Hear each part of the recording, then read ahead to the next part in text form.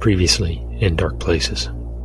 She took out of here one morning going to school, and she was gone, I don't know, she was gone several minutes. She comes running back through the door, and, Dad, come here, look at this. And I stepped out on the front porch, and from what I could see from the trees, I seen the tail end of one of them big black triangles, and it was, going over the trees, but it was real slow. And she had seen it full bore, straight on, wide open sky, and it couldn't have been 1,000 feet up. That thing was huge. It looked like it was as big as a football field, and never made a noise. Welcome to the show, guys. We really appreciate you tuning in. Got a good show planned for you today. We're going to read some more creepy Bigfoot stories. You're going to notice that I sound a little weird in this episode. I had a bit of a cold, and better now, but I've got this weird sinus thing going on now. I'm sure we're going to get tons of emails now talking about how you should have worn a mask. Yeah, it was just a cold. If you'd like to be a guest on our show, tell some kind of cool, creepy story, we'd love to hear from you. Send us an email, indarkplacespod@hotmail.com. Here's some cool Bigfoot stories for you that were in our home states of West Virginia and Ohio. April 20th, 2015, Southern Ohio. We were in the woods of Southern Ohio.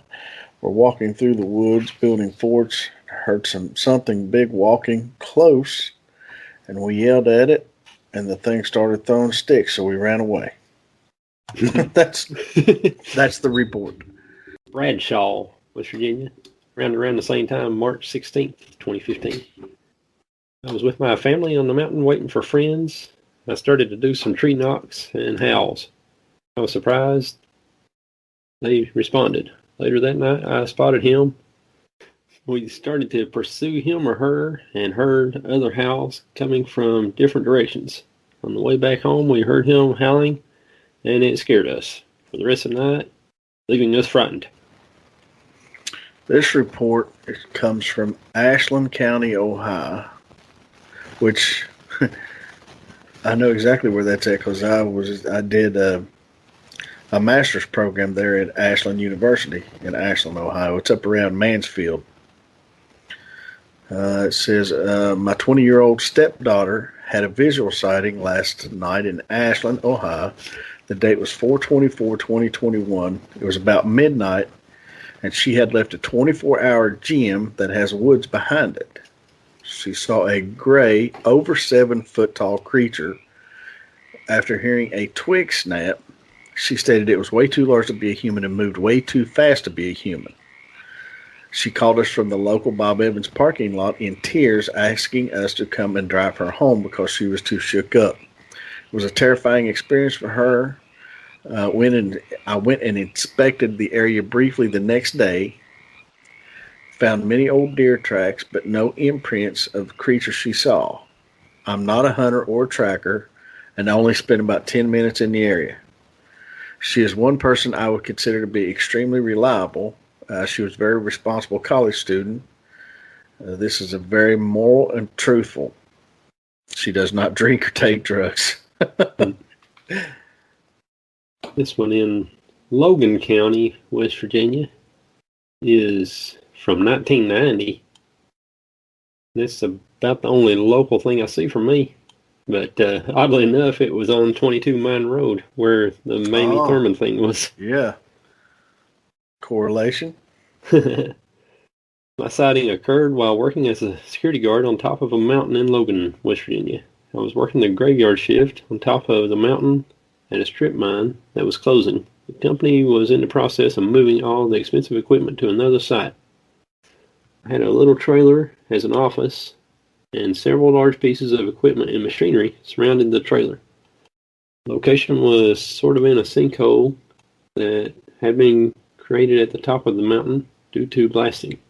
I had just made a tour of the area, checking the equipment, probably about 200 square yards total, and scanning the woods that surrounded the area. It was around 3 a.m. Found nothing unusual and went back inside the trailer and turned on the radio to listen to a talk show that I had been listening to each night. I started to put on a pot of coffee when I realized that there were no filters.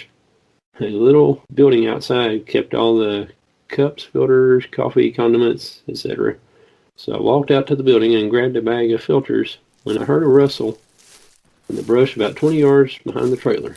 Went inside the trailer and grabbed my flashlight and went outside to check out the sound.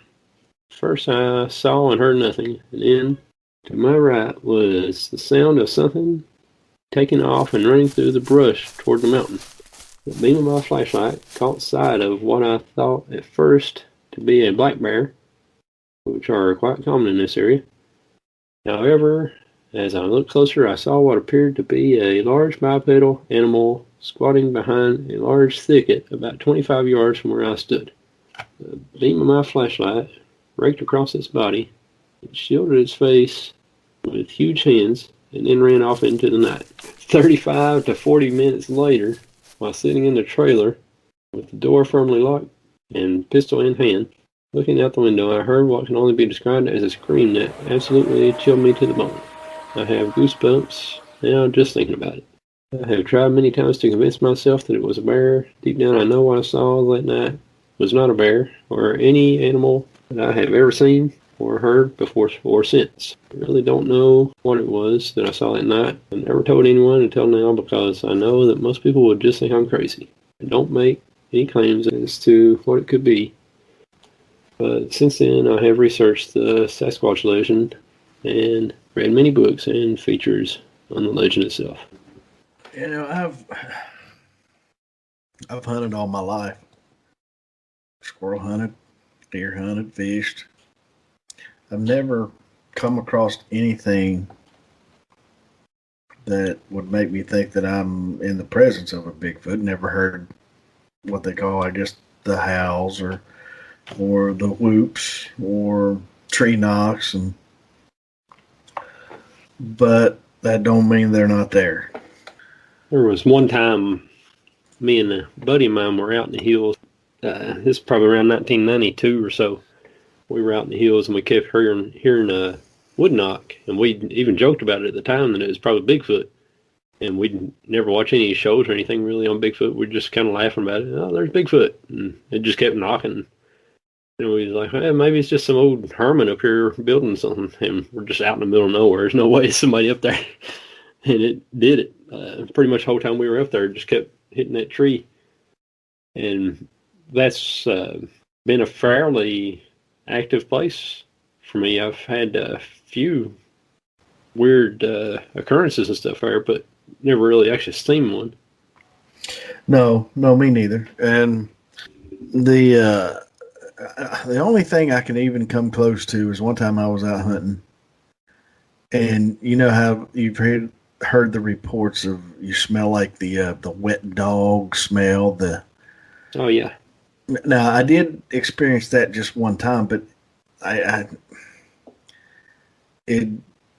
was it, and it only lasted a few minutes. I mean, I don't know if I may have actually been smelling a wet dog for all I know.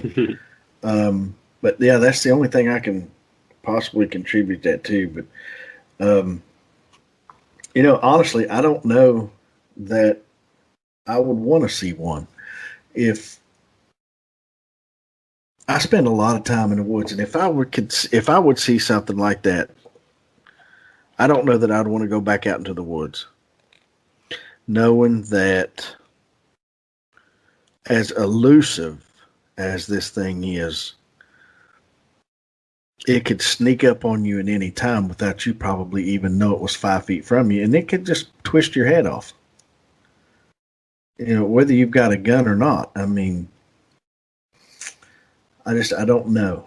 I don't know how I'd feel about that. See, to me, it's like most of the time people aren't afraid of a snake that they see. It's the one that sneaks up beside you that you don't see until it's within striking distance, Yeah.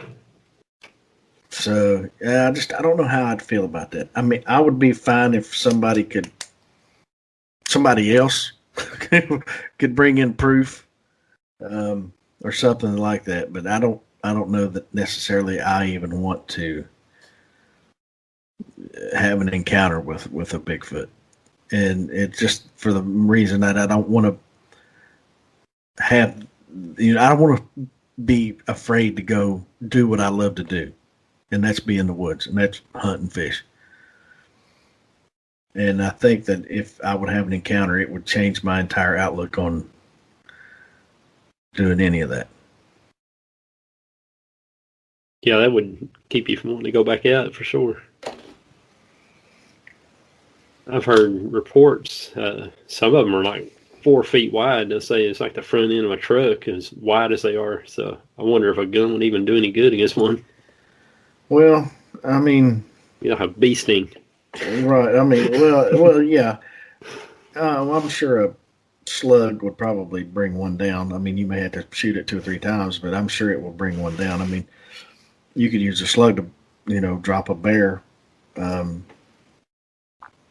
don't know. I don't ever want to be put in that situation.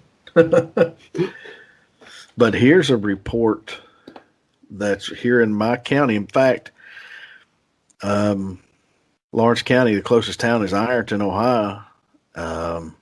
State Route 650 and State Route 93. In fact, just 2 days ago, I went fishing out State Route 93. I mean, it's probably less than 10 miles from where I'm sitting right now. It says it was an unusually warm February that year. Me and 3 other of my friends decided to go out and spend the night in the strip mines to get away from things and shoot guns and just have a little bit of fun without disturbing anyone. We arrived at the pull-off about noon and proceeded to hike into the hills about 2 miles to where Crystal Lake is located. When we arrived at the lake, we set up a small fire, our sleeping bags on top of a small knoll overlooking the lake, and then went down a hill to an old road and walked about a mile or so when my friend Darren found a large footprint in the clay mud just off the side of the road. We were all amazed at how big the print was. He says, continues to say, he wears a size 12 boot, and it was at least 4 inches longer than his boot. He said it was a very fresh track, so fresh he could make out loops and swirls on the pads of the toes and part of the sole. So they got really nervous, a little scared because they had all had a lot of experience in the woods hiking and hunting, but none of them had ever believed or seen anything like a Bigfoot or believed in Bigfoot. Said they changed their minds very quickly after seeing that print. I imagine so.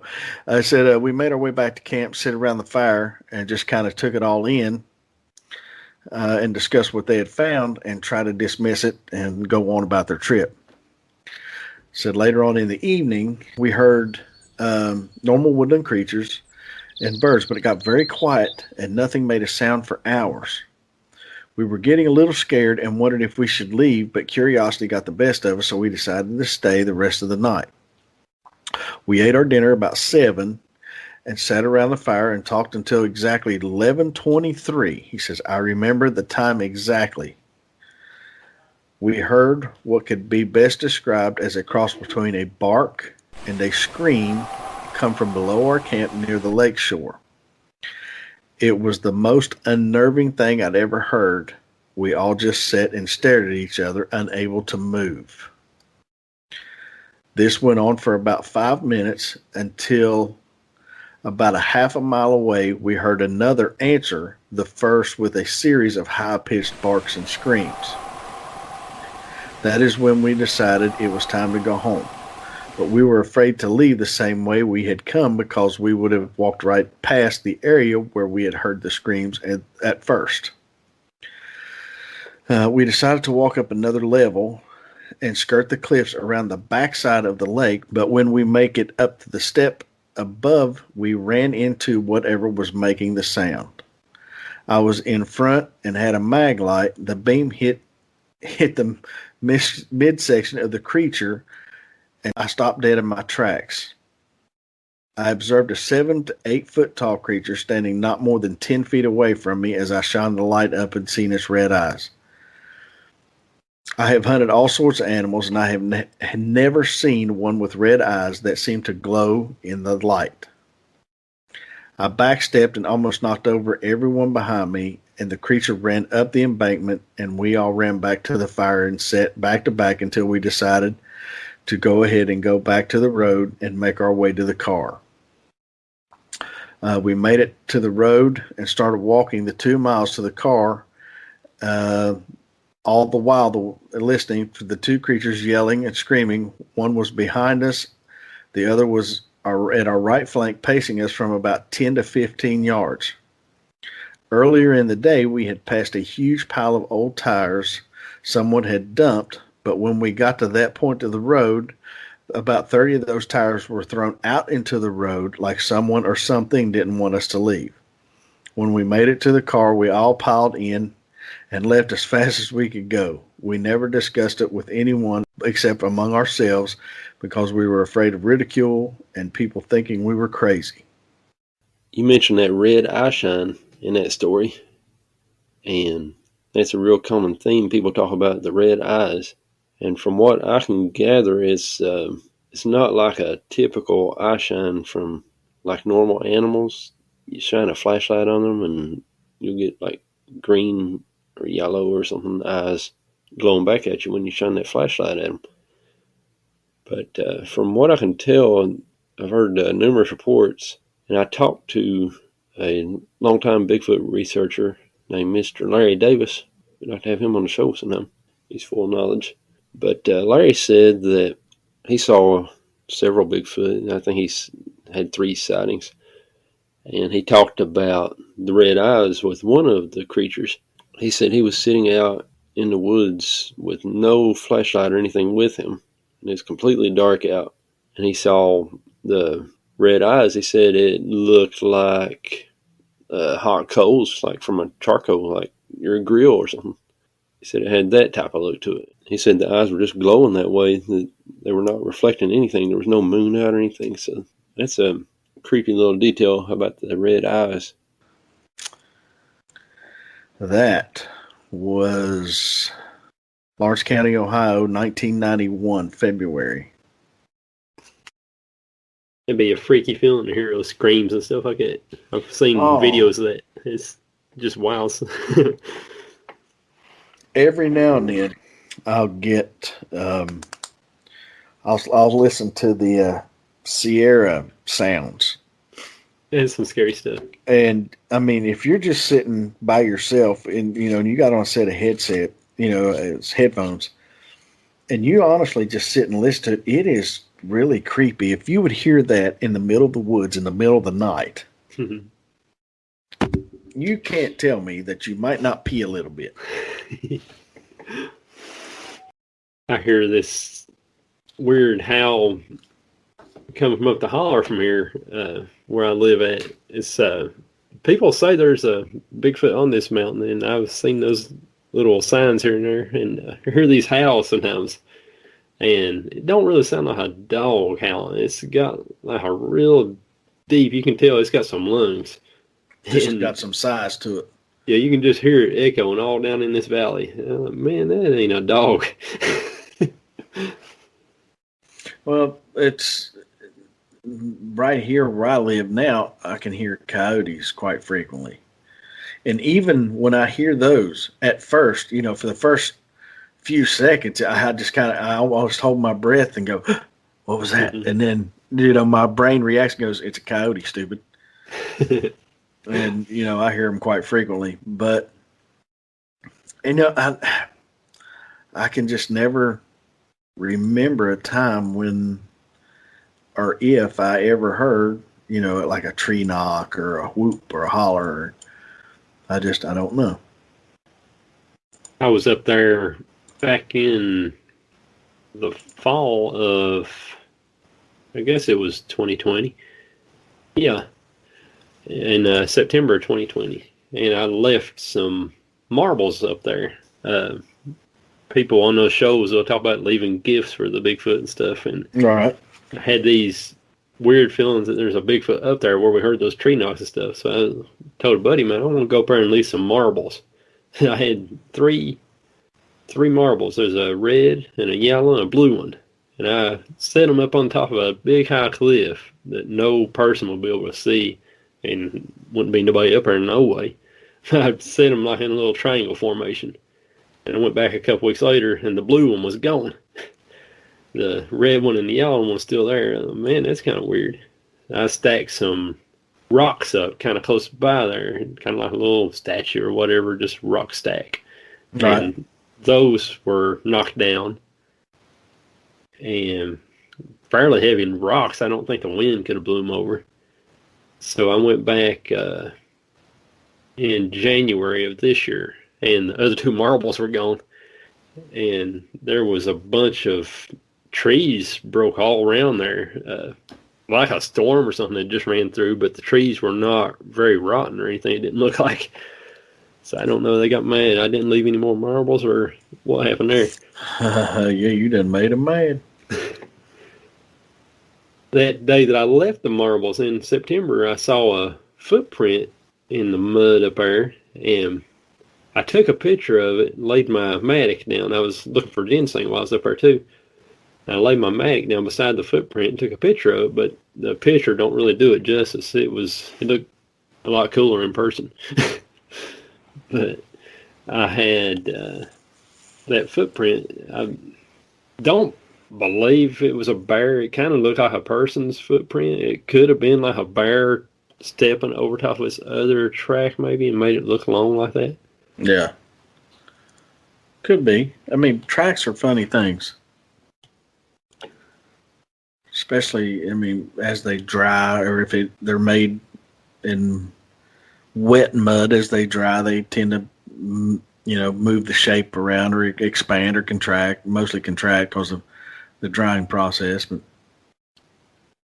sometimes you get tracks, your front paw and a back paw that overlap that make it look like one track. Found one from over toward Pikeville in April of 2005. Says I was in a doctor's office in Pike County. I was looking out the window and I seen a tall creature on a rock cliff across from the jail at the mouth of Chloe Creek. It was acting very confused or anxious. It slumped over, made 3 different trips from the edge of the cliff back to the tree line. The creature was brown in color. It was at a distance that I saw the creature. It seemed to be thin and tall. The lady in the doctor's office seen it too. We attempted to point it out to other people in the office, but it had disappeared into the tree line by then. I'm not the type to believe anything unless I have seen it myself. I know what I saw. I can't explain what it was, but it was alive and real. Not like any other animal I have ever seen. I live in eastern Tennessee now, and think of that episode every now and then. I have told very few other people about it. Well, the reports are coming out more and more. I think we're losing our stigmatism on calling people crazy. I don't know what they are. It could be, truly an American ape, I don't think anybody has a clue until they can actually be able to do research on one. But did you ever, I don't know, and this guy, he may be, I don't know, one of the biggest hoaxers in the world. I don't know anything about him. I just stumbled across the videos with that Todd Standing, where I guess oh yeah, he was kind of basically under attack one night from, I guess, a family or several different Bigfoot. And he recorded the whole thing. Now, I don't know. He may be, like I said, the biggest hoaxer in the world. I don't really know much about him. But I can say the video that he did was pretty convincing. So, it may be something to it. But if you've ever seen the video, you'll know what I'm talking about. It's pretty convincing. I was watching him. Yeah, he did something with Les Stroud, the survival man, and they were doing, just doing a Bigfoot show, I guess, pretty much. But Les Stroud pointed out, and I never really thought about it until he started pointing it out. When you look at some of these trees that are placed, in certain ways, and if you're just walking by a tree and it's laid over, and you think it's just okay, well, it's rotted, it fell over, it broke over. But if you actually look at it closer, no, it was placed there. The root system is not even there. It's like it was placed there. If a tree breaks over, the root or a stump or something's still going to be stuck out of the ground a little bit. Well, these aren't. They're placed. There's nothing there. It's just like you leaned a stick up against something and laid it on the ground like anything, standing, either upright or halfway upright or at an angle. But there should still, technically, in my mind, should be a root system underneath that broken tree. Yeah. But there's not. It's like they broke it off and carried it and then just placed it on the ground. That's freaky stuff. You think about, well, what's close to here, we've got the Ohio Grassman, which is up at Salt Fork State Park, which is, it's a couple hundred, well, it's 100 miles or so away from here. But they have sightings there all the time. The cool thing with these Bigfoot reports is that pretty much every little region has their own specific name for the creatures. They tend to call them like the wild man or the yeti, and just they got different names for them, but they're all basically describing the same creature. The grassman, also known as the Ohio grassman, Kenmore grassman, or orange eyes, a tall bipedal hominid that stalks the woods of Ohio. The grassman gets its name from the small hut-like living structures or nests that it builds out of tall grass. The grassman is quite similar to Bigfoot based on its description of being 9 feet tall, hairy, bipedal, and one sighted in 1978 was estimated to be around 300 pounds. The grassman is often seen around farms and especially eating tall grasses such as wheat, which is its main diet and where its name comes from. In addition to a different diet, the grassman also seems much more sociable than Bigfoot. Many grassman sightings include more than one grassman, and it's reported that mothers have been seen with babies. The first sighting of the grassman dates all the way back to 1869. However, one of the most prominent sightings was in 1978. The grandchildren of Minerva residents Evelyn and Hal Clayton, along with their friends, ran outside screaming about a hairy monster they saw in the gravel pit outside. When the couple went outside to investigate, they saw the grassman, just as the children had described, and it quickly ran off. Family saw the creature a few more times and claimed it would leave the smell of rotten eggs whenever it passed through, though it never seemed to steal anything. So he's a good guy. He didn't steal. I watched a very interesting show earlier today. It was called Missing 411. And the guy, he wrote this book. He's been on Coast to Coast and several other shows. And I can't ever pronounce his last name. It's David Paulides, I think is what his name is. I've heard it a few different ways. I met him at Crypticon before last, and I even made a point to ask him how to pronounce it, and I still can't remember how to do it. I actually watched, he had 2 documentaries out, and I watched them both back to back today. And it was about the people going missing in national parks and how basically the national park system just keeps it hush-hush. And we're not talking about like somebody who went off by themselves, miles off the path. We're talking about a 2-year-old kid, just for example, is one of the stories. A 2-year-old kid who was with his family, and within the matter of just a few seconds, he was gone. No trace. There was no trace of a struggle.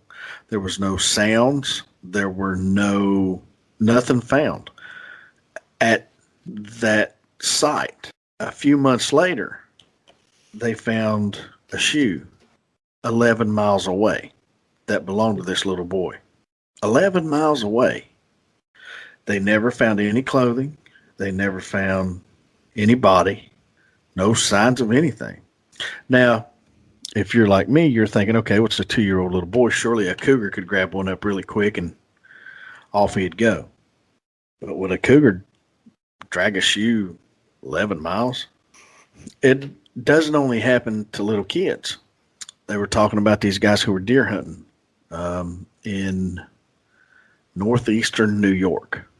And if anybody has been up there, I mean, you get out of New York City or out of Albany or Syracuse, you get up in, up in the upper part of New York, it's pretty rural. It's a lot of woods, they're basically country folk that just talk different. There was this group of hunters, there was 4 or 5 of them, expert hunters, well, experienced hunters, I won't say expert hunters. And they were walking down this road, and they were around 100 yards apart. And once they got spaced out the way they want, they all walked into the woods. Well, when they walked into the woods, the plan was to only go into the woods about 40 or 50 yards and just sit down. Well, supposedly that's what they all did. But when it got dark, everybody come out but one. To this day, they've never found that guy, and he disappeared in 2015. They've never found his guns. He had on 2 guns, had a gun on his side and his hunting rifle. They've never found his clothes. They've never found his glasses. They never found his hearing aids, and he's still missing.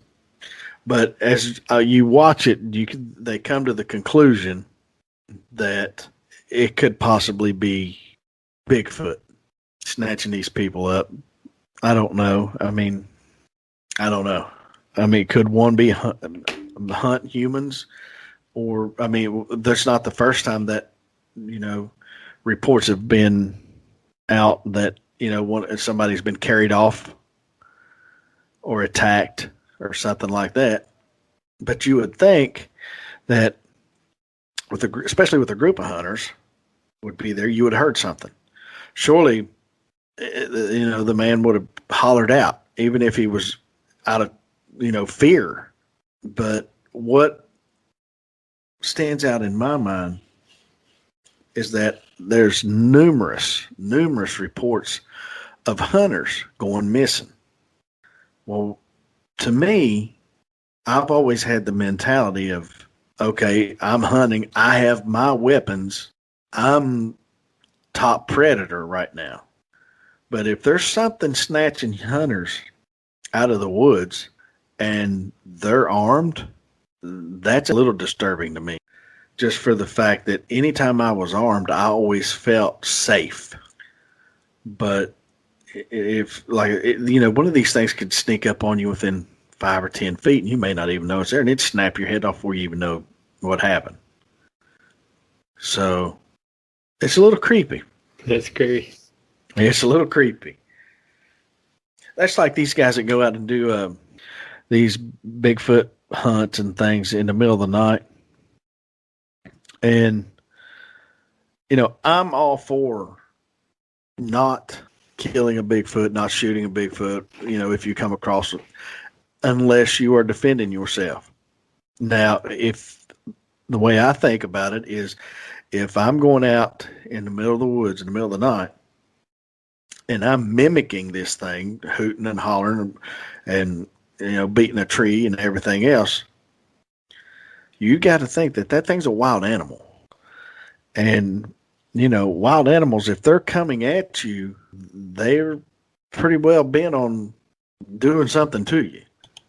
So there is no way that I would go out in the middle of the night in the woods and not be armed. There's just no way. Well, and you think about it, not even just for that. I mean, there's other things, bears, coyotes, in certain places there's wolves. I don't see that happening. I bought one of David Paulides' books when I saw him in Lexington at Crypticon in 2019. And he's a big old dude. He's, I think, a retired state policeman, maybe. And he was a San Francisco cop or San Diego cop, I believe. I'm 6'4", and I was looking up to him. He was a couple, 2 or 3 inches taller than me. Big old Really? dude. Wow. And you could tell he's real hardcore and stuff. He no nonsense. He was by the book and everything. He always makes it real careful in his books. He won't come out and say that it's Bigfoot, but he leaves some pretty good hints that it was. Right. Yeah, that's what I was kind of getting at. It's not what. Well, after I watched all the, they led up to. They wouldn't really say what their perspective was on what was doing all this, but like the last 3 stories included a Bigfoot sighting or an encounter with vocalizations or tree knocks or something like that. So you're right. They kind of lead to the conclusion that they think, well, maybe it's this species of Bigfoot, or tracking people or abducting people or whatever. I read about probably half of that book. That one is called "The Devil's in the Details." He went by a lot of like state parks and stuff that have devil in the name, like Devil's Den, like Terry Lovelace. And he had some reports out of Devil's Den, and just like weird little stuff like that, just like the old timers would call Devil's Creek or whatever. And he just went through reports of anything in that devil theme and talked about how it would tie in with like Satan and Bigfoot and everything. He seems to think they're more demonic, I believe. Well, I guess I could see that. I've heard him on a couple shows. He talks about like hunters and stuff. They'll be found like stuffed into trees and junk like that, just like ridiculous positions that would be impossible. Well, there was this one hunter he was talking about. He was kind of off the beaten path, but he got even more off the beaten path by the time they found his body. He started up this trail. I want to say it was in Montana, and he was about 8 miles up and was going to this camp, and got within a few miles of that camp, and instead of turning towards the camp, well, this is all speculation because they don't know, they found his shoes about 8 miles from the camp. But the way they found the shoes, it was just like he took them off and set them there side by side. Well, this guy had been missing for a while, and the crazy thing about all this is when they start finding things like shoes or, hats or gloves or whatever, it's usually in a spot where search and rescue had already been 2 or 3 times and didn't either see it or it was placed there after. But they found this guy's shoes after they had searched this area 2 or 3 times. Search and rescue didn't even find it. It was another hiker. And a couple of years after they found the shoes, they found his backpack that still had his license, his hunting license, and all that in it. But it was 11 miles away from the camp. And then just a couple of miles away from that backpack, 4 or 5 years later, they found his body. But his clothes were gone. There were no clothes to be found. Of course, I mean, you could say that after so many years out there, they disintegrated. But most of the people, if they are found, they're found naked. No trace of clothes, no shoes, nothing. No traces of anything. But it's very interesting. If you ever get a chance to either read it or look it up, it's called Missing 411. There's actually 2 series of it. 411, and then the other one is Missing 411 Hunters. It had me, because I've heard of him, and I actually listened to him once on Coast to Coast years ago. And when I stumbled across this today and I seen who it was, I was like, oh man, I got to watch this. And it had me from the opening credits. And I sat in here and did nothing for like 4 hours a day, just watch that. I've never seen the documentaries. I need to look for those.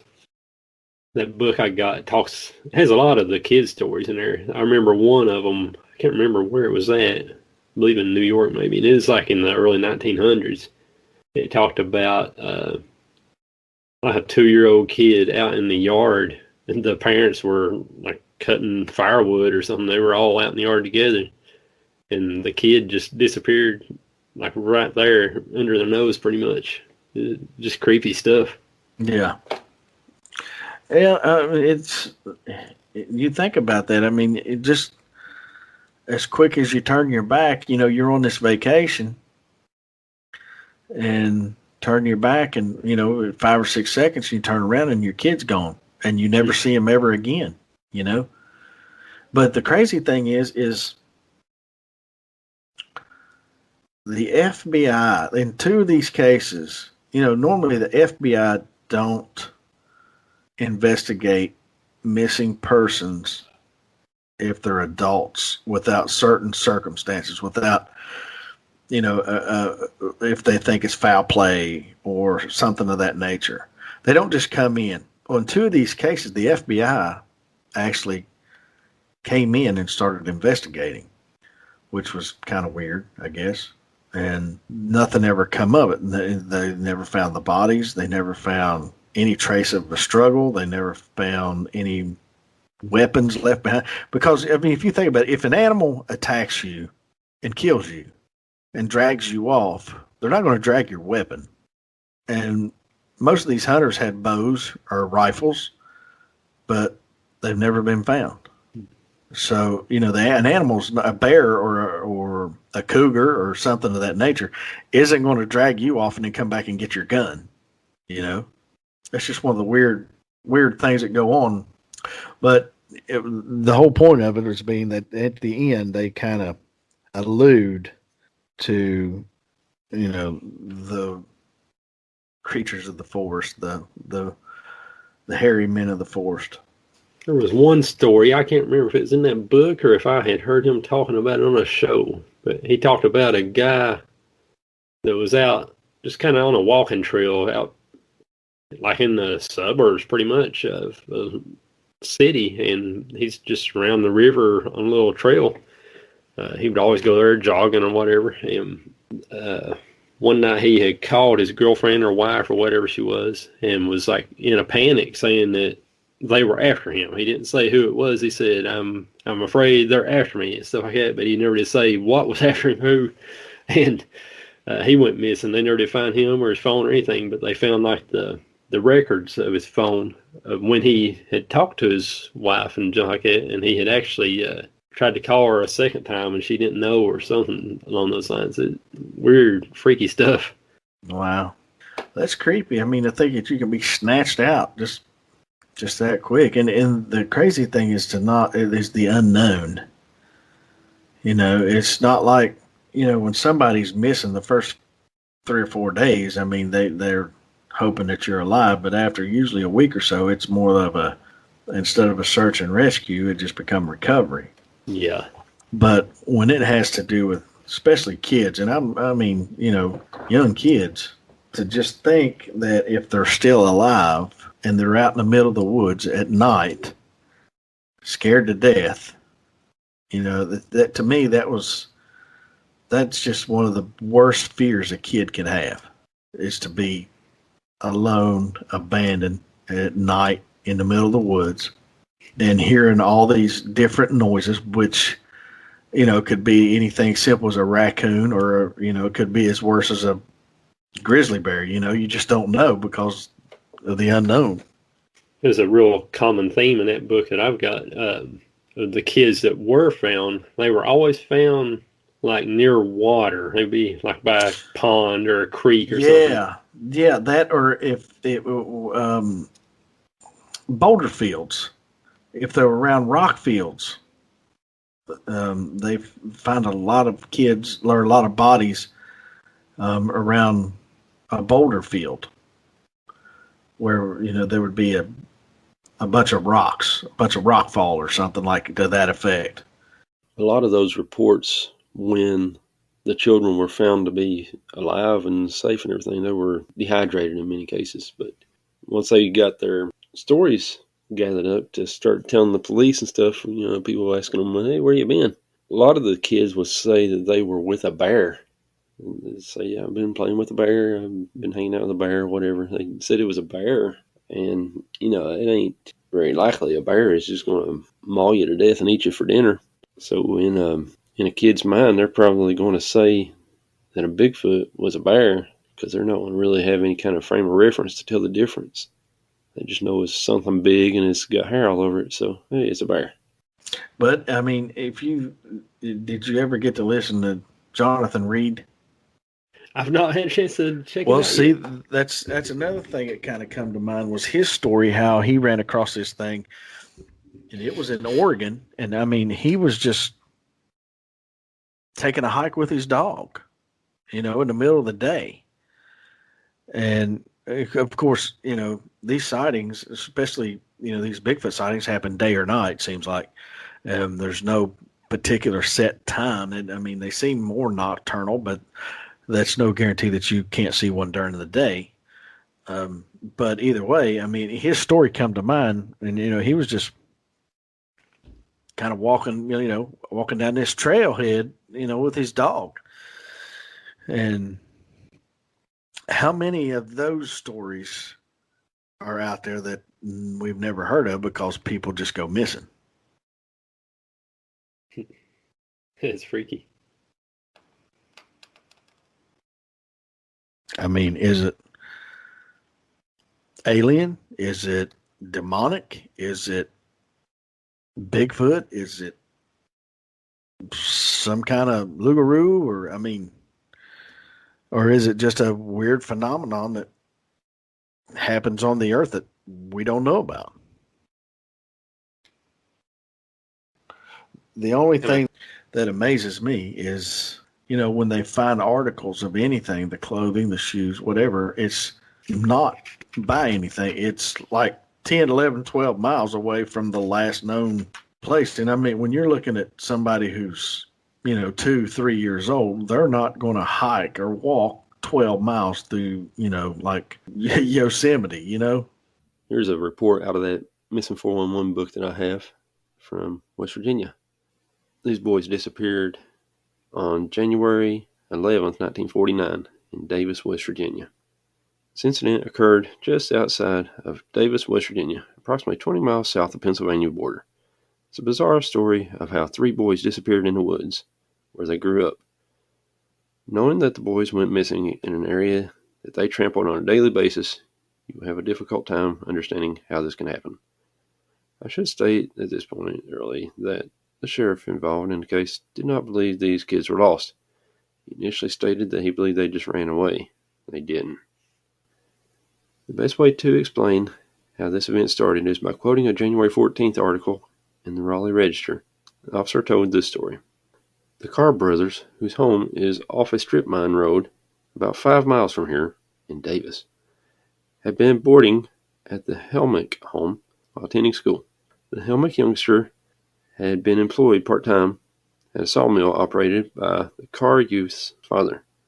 The trio left the Helmick home en route to the Carr property about 2 p.m. Tuesday, which would have been January 11th, while a cold rain was falling, and they never arrived there. A heavy fog followed the rain, and snow and freezing temperatures came a short time later. The boys were on a well-worn path through the woods that led to the Carr household, a path that they had taken many times in the past. Trackers were working through the woods, looking for 3 boys, a large group to be searching for. It was raining when the boys had left home, but fog did not set in until the following night. The boys had had plenty of time to make the Carr household before the weather turned treacherous. A June 17th article in the Cumberland Times had the following statement about the search's progress.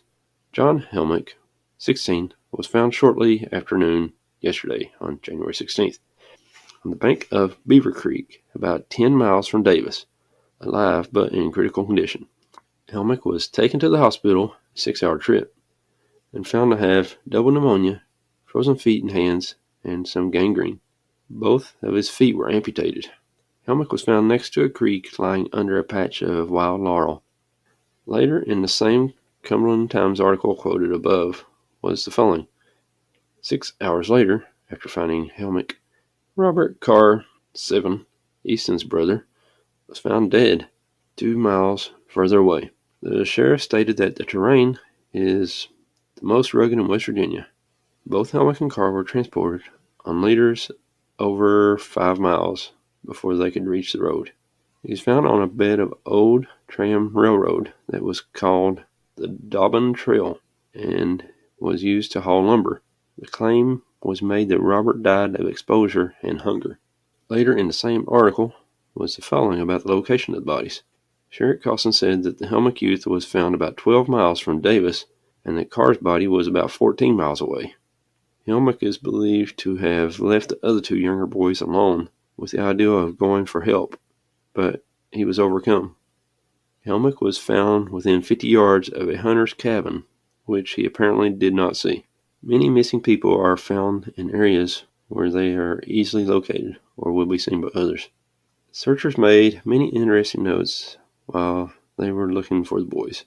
One searcher noted they found pine boughs woven into a bed they felt that the boys made, which would have been kind of hard. There have been several cases where searchers have found the same thing while looking for others. Other searchers stated that they found a pile of stones and branches that appeared to be purposely made. Searchers were shocked at where they found the body of 9-year-old Easton Carr, as is described in this January 19th article in the Thomasville Times. The frozen body of 9-year-old Easton Carr was found in a huddled heap high on a mountainside yesterday, completing the search for him and 2 other boys that were missing for a week. 300 searchers who knew the countryside like their own backyard could not find the majority of these boys for over 5 days. If the weather was as treacherous as described, then how did the boys travel the distances they did in just a few days? The million-dollar question here is how all 3 boys, all with a knowledge of the area, got lost and ended up so far outside of normal search and rescue guidelines. John Helmick was the only boy who survived. Weird stuff. This book has probably 100 reports just like that. I think he wrote like 8 books. Yeah, I believe so. He's got a bunch. I haven't seen any of the books. Like I said, I just stumbled across the documentaries today. But like I said, when I heard his name, I was like, that's that dude that was on, Coast to Coast. I'm going to watch this because I remember listening to that show. And I was kind of just always intrigued about, when they do find anything, it's just miles and miles away. Well, this is about all we're going to talk about this week, and we hope you enjoyed it. If you do, you can leave us a rating on iTunes. That would be cool. Be sure to check out our Facebook page, and you can find all of our episodes at indarkplaces.simplecast.com. If you got a story to tell, you'd like to be on our show, send an email to indarkplacespod@hotmail.com. We'll see you again next week. God bless you guys. See ya.